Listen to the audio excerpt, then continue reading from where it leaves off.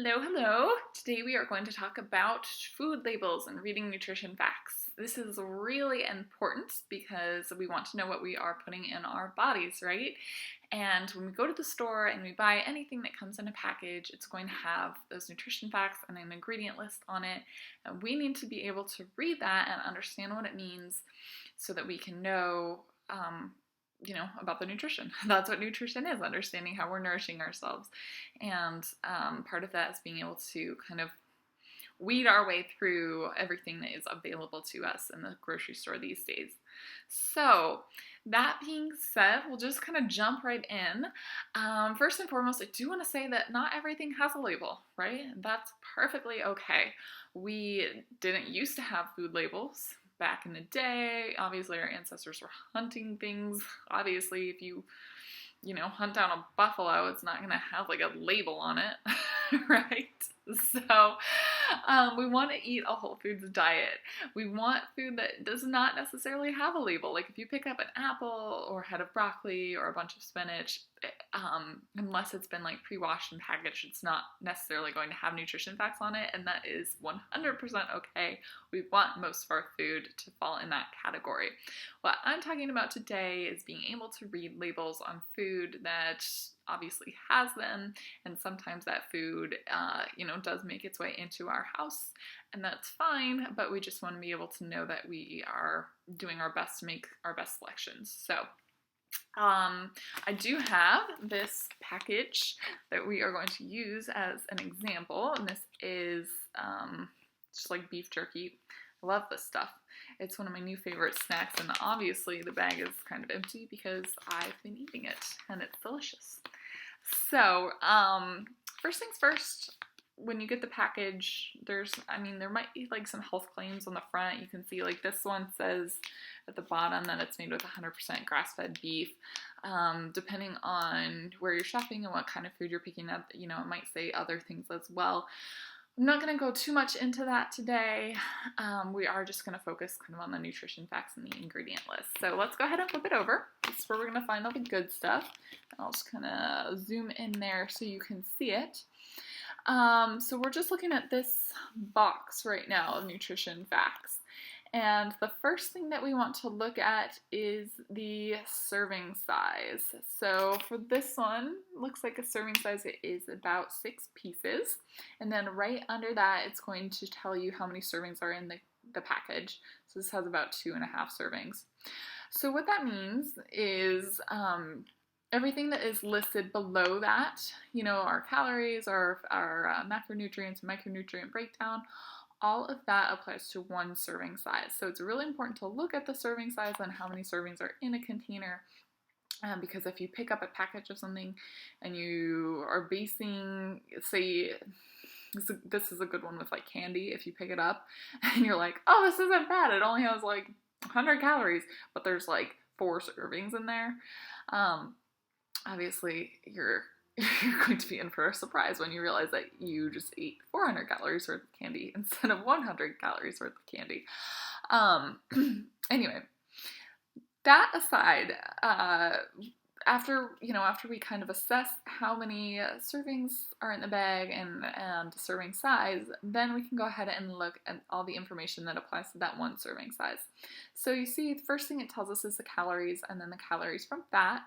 And the calories from fat is not something that I typically look at. I'm not too concerned with how much fat I'm eating as long as I'm eating enough. For me, I'd rather have, a little bit more than I need than not enough. I've just realized my body does better that way. But if you are concerned about the percentage of fat in your diet, that's good to kind of understand like how fatty a food is, right? So the breakdown of, calories per gram of food, protein and carbohydrates each have 4 calories per gram, and fats have 9. So, fats contribute heavily to total caloric count for one food, especially if there's a lot in there. So that's just something to be aware of. And then we see the total fat, and then this package has saturated fat on it. We're looking right here, right? Sometimes package will have a breakdown of mono and polyunsaturated fats, and then it might also list trans fats. Of all of those, trans fats are definitely the one to look out for most. If you look over on the front of the package, this one doesn't have it, but sometimes packages will say like 0 grams trans fat in, per serving. Food companies are legally allowed to put that even if there is a little bit of trans fat. So legally, I believe it's less than half of a gram that can be in your food. So if you're watching out for trans fats, which you should because they are terrible for us, you would want to look over, especially if there's that claim on the front, you'd want to turn it over on the back and look under the fats and see if trans fats are listed, and if there's any at all, then that's something that you would want to definitely be aware of and probably try to avoid. So that's kind of a rant, but moving on from fats, we now have cholesterol and sodium. Typically, those are not things that I am overly concerned with. If you are, trying to restrict your sodium, maybe that's something that's been advised to you by a doctor due to blood pressure, then that is where you can find the sodium number on there. And then from that arrow, we have our total carbohydrates. Under that, we see fiber and sugar. These are good to be aware of. Obviously, we want a lot of fiber in our diet. The more, the better. Recommendation right now is about 30 grams of fiber per day, or about 15 per 1,000 calories that you eat. So that's going to be based on a 2,000 calorie diet. So it's good just to be aware of where the fiber is so that you can see if you're eating a high fiber food or not. Typically plant foods are going to be a great source of fiber. This has a little bit in it because there are cranberries in here, but it's not a great source of fiber. All right, and then sugar too, that's something that you want to keep under about 25 grams per day, and that's of added sugar. So you can kind of see how much sugar you're eating right there. And then the last thing we have is protein, and protein is great. It's going to really depend on, what your goals are, how big of a person you are, how active you are, as to how much protein you should be eating. But if you have a number to base that off of, then you can just kind of see like how much you're getting and how much that plays into your total daily goal under the protein requirement. And then under that thick black line, we have just a breakdown of some of the common vitamins and minerals. So we've got vitamin A, C, calcium, and iron. Again, those are not things that I look too much at, the micronutrients, but it is nice to know sometimes, I guess. So a couple of thoughts on this. Obviously, over to the side, we see little percentage numbers. All of these percentages are going to be based off of a 2,000 calorie diet. So you can see where it says just percent of total right up here. Right, and then so all of these are based off of that 2,000 calorie standard. So if you are not someone who is looking to eat 2,000 calories a day, those numbers are going to be a little bit different for you. I don't find them especially helpful because I don't count calories, and also I don't really follow a strict 2,000 calorie diet. So for me, the percentages are kind of useless. But that's just something to be aware of as to what that means. So let's go back. Let's talk a little bit more about sugar. And this is something that I like to pay special attention to because there's added sugar in everything. And as I was mentioning, we don't want to eat more than about 25 grams of added sugar a day. And even that, if you can get like way less than that, that would be ideal. The less added sugar, the better. And when I say added sugar, I'm not talking about things like, the sugar that you would find in fruit or that is naturally occurring in dairy. I'm talking about the sugar that's being added in that you can see in your ingredient list, that they sneak into everything from like salad dressing to pasta sauce, bread, to soup. A lot of our packaged foods have added sugar in them. So that's something that we really, really want to pay attention to. And how do we tell if there is added sugar or if it's naturally occurring? That's a great question. So we're going to pop down here to the ingredients and just kind of read what we have. So the first ingredient here is our beef. The second ingredient, however, is dried cranberries, and you can see that those are made with apple juice. So the dried cranberries and the apple juice, those are our sources of sugar in this particular snack. For me, that's not bad. It could be better. It could be that there was a little bit less, or well, mostly that. I like the flavor of it, so I'd be sad if there weren't dried cranberries at all. But, it does count as the added sugar is basically what I'm saying. So that's something to take into account.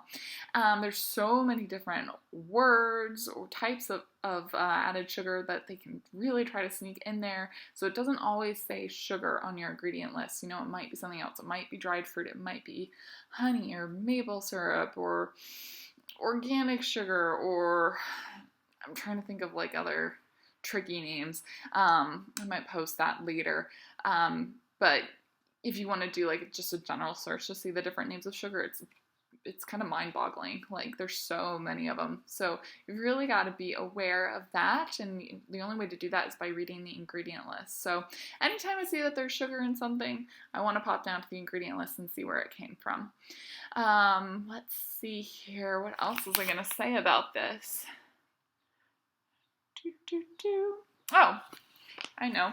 So when you're looking at the ingredient list, one thing to note about this is they do list ingredients from most to least. So when we're looking at this, obviously beef is the first, dried cranberries is the second. So there's more beef in here than dried cranberries. And then there's, the seasonings. You can see which ones of those are more prevalent in this snack too. So whenever you're looking at the ingredient list, you can just tell how much of something is in there compared to other things by its positioning on the list. And then when we're looking at our ingredient list, because we do want to eat whole, minimally processed foods, the best rule of thumb is to look for a short ingredient list. Usually 5 or less is good. This one's got a little bit more, but obviously a lot of that is seasoning, so it's okay. And then you just want it to be things that are pronounceable, things that you know what they are, things that you would cook with in your own kitchen. If the ingredients don't really meet those qualifications, then it might be something that you just want to put back on the shelf, right?